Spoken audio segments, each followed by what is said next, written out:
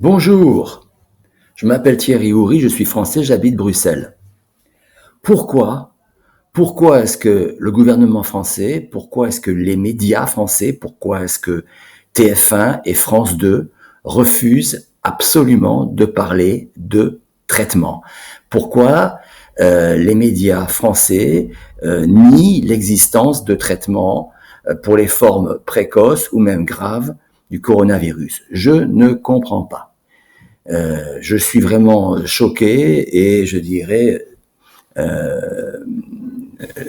révolté par la situation actuelle. Voilà ce que j'ai pu entendre hier soir sur TF1 à 20h, le JT de Anne-Claire Coudray, à la fin d'une séquence consacrée à la colchicine, une nouvelle molécule à l'étude actuellement au Québec pour lutter contre le coronavirus. Écoutez bien la fin de la séquence.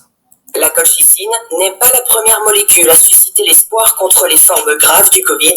Après plusieurs essais cliniques, l'hydroxychloroquine, par exemple, n'avait finalement pas prouvé son efficacité.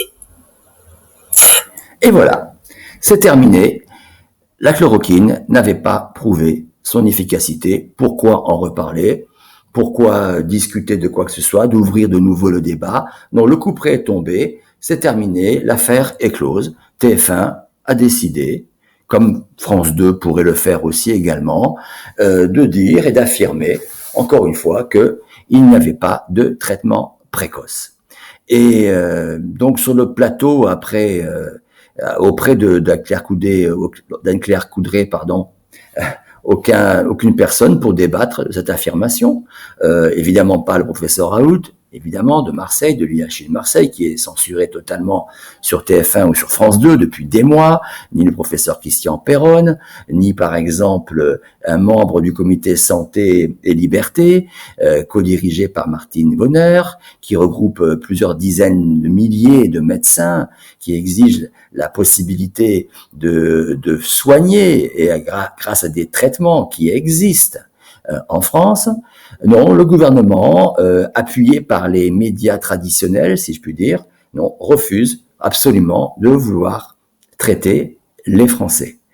Alors, évidemment, dans le même JT, on a pu entendre le professeur Karine Lacombe, par contre, évidemment, membre du comité scientifique, n'est-ce pas, qui s'est rendu célèbre, au-delà de sa Légion d'honneur, pour nier l'utilité de la vitamine D, ou d'aucun autre traitement contre le coronavirus. Et en plus, elle affirmait il y a quelques semaines encore que le virus ne mutait pas, alors que, évidemment, en ce moment, on ne parle que de ça, de virus anglais ou sud-africain.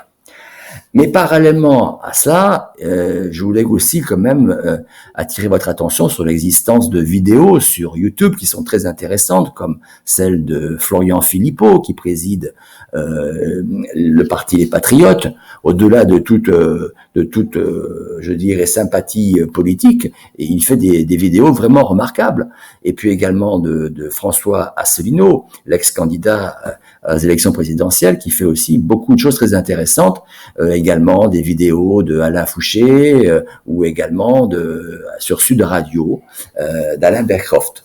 Maintenant, en parallèle, je voulais également vous montrer quelques instants d'une dernière vidéo de Martine Vonner, qui est députée à l'Assemblée nationale et qui est également médecin psychiatre, à propos de son entrevue avec le Premier ministre Jean Castex. C'est tout à fait édifiant et là, voilà. J'ai été profondément choquée à 2 reprises. Puisque dans le cadre de la commission des affaires sociales, nous avons auditionné le Premier ministre Jean Castex et je lui ai parlé clairement. Je lui ai posé la question de pourquoi il ne voulait pas que soit mis en place un traitement précoce.